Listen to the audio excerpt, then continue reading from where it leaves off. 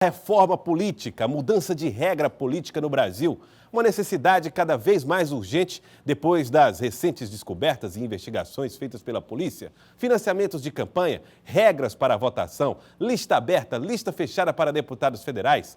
Um debate que toma conta do Brasil e envolve também o estado do Piauí e estudiosos aqui no estado do Piauí. Eu vou falar com Elivaldo Barbosa, que tem detalhes a respeito deste trabalho. Elivaldo Barbosa até o Tribunal de Justiça do estado do Piauí e mandou representantes para os debates em Brasília. Elivaldo, boa tarde para você. Olá, Joelson, boa tarde a você que acompanha o Jornal do Piauí nesta segunda-feira.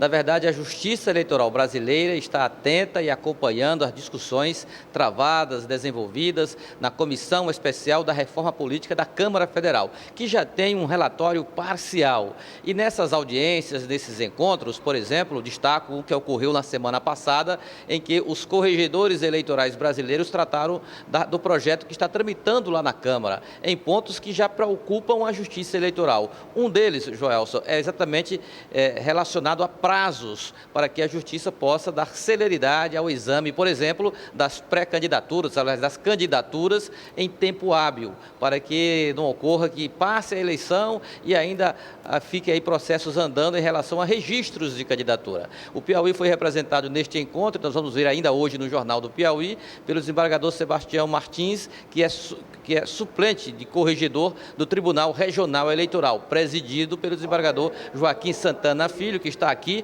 acabou agora há pouco a sessão ordinária desta segunda-feira, e ele fala para a gente exatamente sobre essa preocupação da Justiça Eleitoral, desembargador, sobre prazos para que no trâmite da campanha a Justiça possa dar resposta às demandas que aqui chegam. Boa tarde.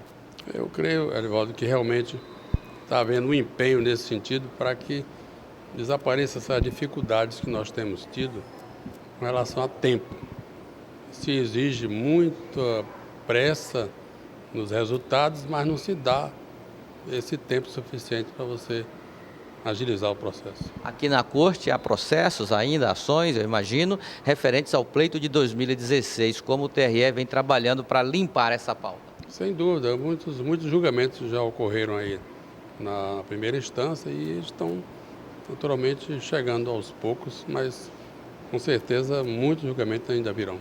Muito obrigado ao desembargador Joaquim Santana, que acabou de presidir a sessão ordinária do Tribunal Regional Eleitoral, que, aliás, Joelson, nesta segunda-feira, cassou no plenário o mandato do prefeito de Miguel Leão, Joel de Lima. Miguel Leão, município aqui do Médio Parnaíba, ele foi cassado, motivado por uma conduta vedada pela Justiça Eleitoral na campanha de 2016. Ele participou de eventos proibidos para o gestor. Foi eleito, a candidatura dele foi impugnada na época, foi questionada, e hoje o Tribunal Regional Eleitoral decidiu pela cassação com a convocação de um novo pleito com data ainda a ser determinada de acordo, eu imagino, com outras sessões que virão para julgar embargos ou possíveis recursos. Mas a decisão que hoje chama a atenção aqui no TRE é exatamente essa situação.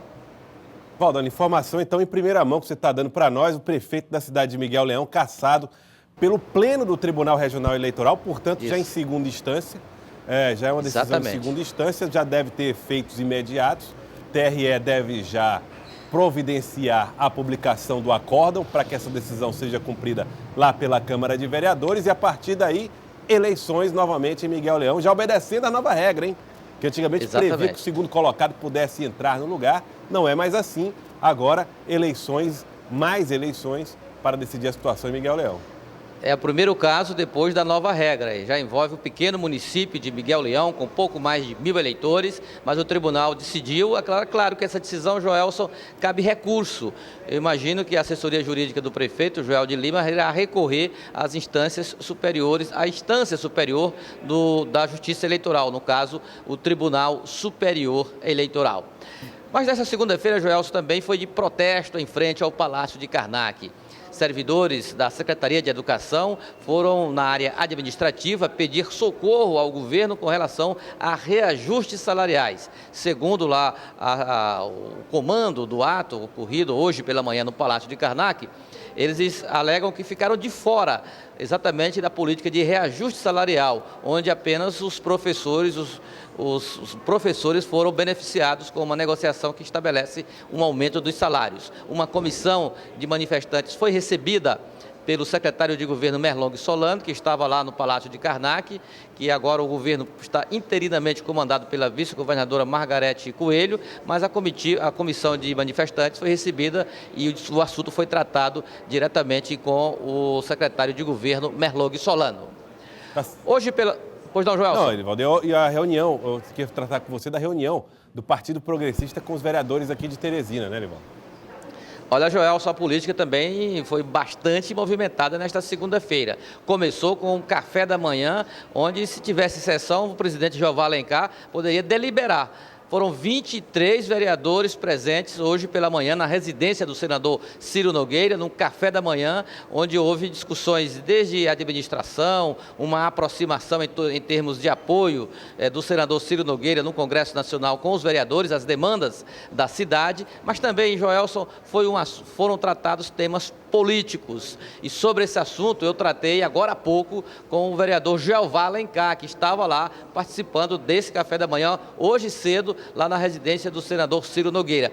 Política foi tratada nessa aproximação do senador, que naturalmente já disse que será candidato à reeleição no próximo ano, com os vereadores da capital. E eu destaco aqui a boa presença de vereadores, 23 dos 29 vereadores presentes hoje neste movimentado café da manhã suprapartidário. Como disse, o plenário poderia ser instalado lá até com quórum suficiente para a realização de uma sessão. Ainda hoje, nós vamos ter detalhes sobre os bastidores dessa reunião, inclusive sobre os temas políticos tratados neste encontro. Joelson.